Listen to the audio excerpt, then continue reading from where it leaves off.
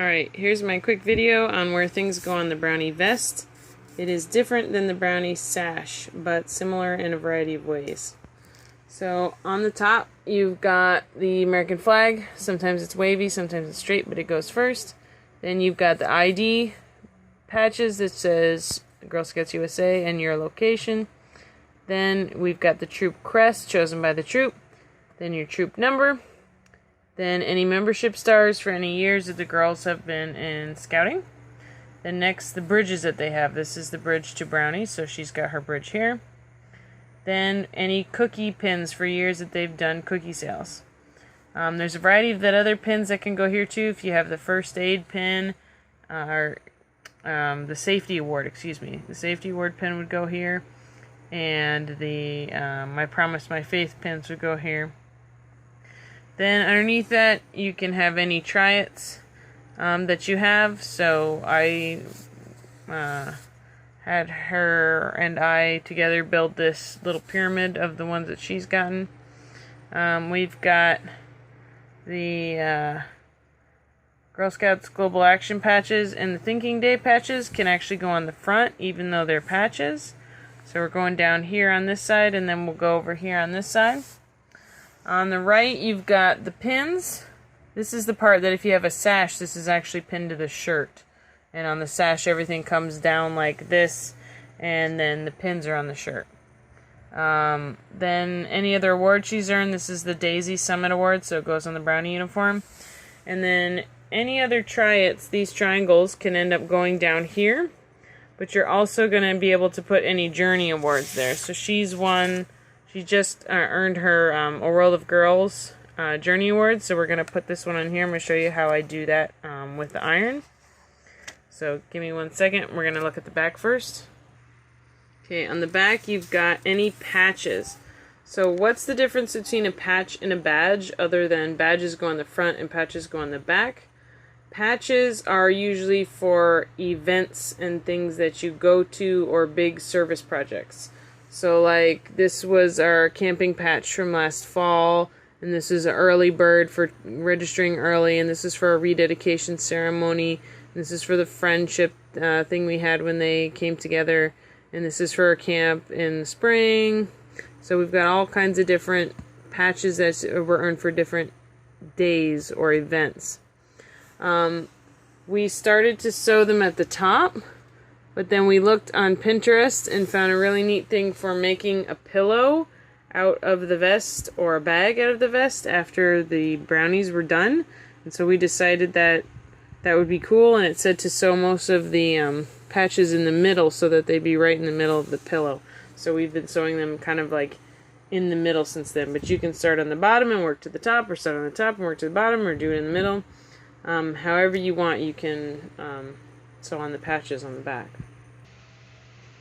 Now, how to sew them on or get them on the vest. So a lot of them are iron-on, and that's great. Like these ones are iron-on, and if you get them ironed on just right, they'll stay. But a lot of the try-its we earn, because they're council's own try-its from different places, a lot of them are sewing. So how I usually do it is, first you got to fit them in. So we were looking at some of them, and like some of them are too big for this hole left here that we've got. So we were trying a bunch of them in, and they don't quite fit. But this one seems like we're gonna be able to slide it in right there. So we're gonna end up sewing this one in here. And how my mom would have done it back when I was a scout would have been to get some pins and pin it in there and then sew it. I am not good with pins. I tend to pin myself, and I don't really want to pin myself. So what we're going to do is, I've heated up my glue gun. Now, many would call illegal move when it comes to Girl Scout patches and glue guns, but I'm not just going to glue gun it on. I'm going to tack it on with the glue gun, and then I'm going to sew it on. So I'm just going to put a little bit of hot glue on here, just enough to kind of tack it on, and then, alright, now it's in there, And then we can go back in after it's done being hot, and we can sew it in. So how I usually sew these on here, you can see there's a lot of stitching in back. You usually get a nice big bag of thread that you can get from a store pretty cheap. I like to go to the 100 yen store and pick this up. So just find a color that matches the color you want to do. For this one, since I'm going to sew along this brown line, I'm going to get probably this brown here. So I just kind of lay out the colors until I find one that is the right color that matches pretty well. Then sew through. The back side has, I'll go on this one because you can see it. The back side has long stitches, and the front side has really tiny stitches. Let me see if I can get close enough so that my camera's not focusing. Okay, there we go. You can't really see where I stitched it because I do little teeny tiny stitches here, and it's the same color. So if you get the same color, you can do teeny tiny stitches on the front and all of the different threads. So I do it along this thread line. And then in the back, you see the long stitches. So a little stitch on the front, long stitch on the back. So this stitch, I do a back stitch.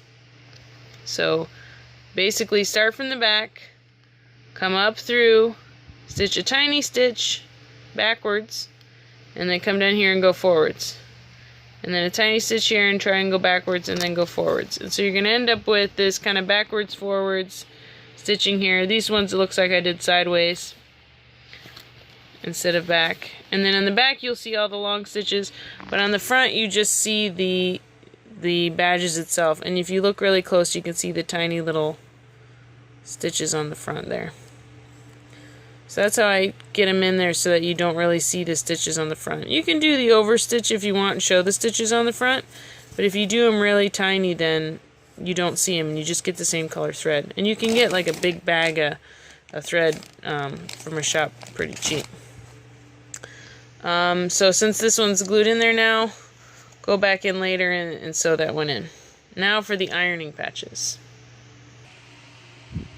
Now if you read on the back, it says to preheat the iron, don't use steam, warm the area for 25 seconds, place the patch there, use a lightweight press cloth and do for 25 seconds, and then do it inside out for 45 seconds, and then go around and do the edges for a bit longer. And then be careful when you wash it. I iron for a bit longer than 25 seconds. I kind of push it in there as hard as I can, and I turn my iron up way hot. It doesn't say how hot to turn off the iron, but I do it on as hot as my iron goes. Alright, so I didn't mention right before I go to talk about this, sometimes we pin our swaps down here, so if you get any swaps from any events and camps and stuff, you can put all your little swaps and things pinned down here. So we are going to iron on this Journey Award, and we've decided we're going to put it right up here on the top so that we can fit a bunch of stuff here down below. So first thing you're going to want to do with these iron-ons is you're going to want to put the iron like it shows there and warm the area up. Move these pins out of the way. So leave the iron on for about 20-25 seconds. Get it nice and warm. Kind of avoid my pins here. Alright. Alright. Then, since it's nice and warm, hopefully it will be a little bit sticky, or make the badges sticky on the back so that they'll stay. Alright, so got it placed kind of how we want. And then now we need to iron it on. So when we iron it on, take like a thin piece of material to hold over the patches or badges. Alright, so I've laid this white shirt down over top. Now the key thing is to make sure they didn't move after you put the shirt on top, because sometimes with all of your adjusting, they could slide around a bit. And then iron them on again. So this time you're going to want to press hard and kind of iron them on until they decide that they're going to stay on. Alright, and I'm going to iron this for probably about a minute here, going back and forth. Trying to push down and get the hottest part of the iron over them. Alright, a key to knowing when you're done and if you got it right is you see that. That's one of the reasons I use white, because you can see that. So now you know you got them really, really, really good. Then we're going to flip it over and we're going to iron the back. I'm going to again use this underneath so I don't leave that on my iron. Alright, so we flipped the vest over.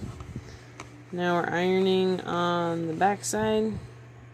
You can see the pin there. You can see this is the back side of the vest. You can do this side for about half a minute.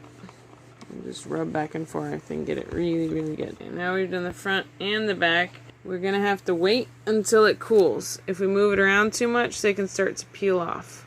So I'm going to leave it here until it is completely cooled off. Okay, and there it's done, and now it's nice and ironed on. So if you notice at any time any of the corners coming up, you can get your iron really hot again and just go with the white cloth and go and get the corners tacked back down again. And if they do start to peel off, just re-iron them. They'll still work. You can still re-iron it down. Alright, hopefully that helped a bit if you've got a vest. If you have a sash, the same flow starts. You have the flag, and then the ID, and then the crest, and then the number, and then the pins, and then any bridging rainbow, and then cookie pins. But underneath that, you're going to want to leave space for the journeys. Typically, there's 3 journeys. If we earn all 3, it'll be there. If the girls work on them on their own, they could earn more. Then underneath, do the try-its. So if you want to start at the bottom of the sash and work up with the try-its and leave room for the journeys on top, you can do that. And then on the back of the sash, just like on the back of the vest, you're going to have the patches, the ones for all of the different events. They're all kinds of different weird shapes. Triangles front, journey triangles front. The journeys are all triangles too, so if you see triangles, know they go on the front. And this is the flow of everything down. If we have any of the thinking patches or the global action patches, these can go on the front too, anywhere on the front of the sash. Any pins like this would be worn on the shirt while you're wearing the sash. Alright, good luck. Please ask me if you have any questions. I will put a link to the diagram of this from the Girl Scouts website below in the comment section.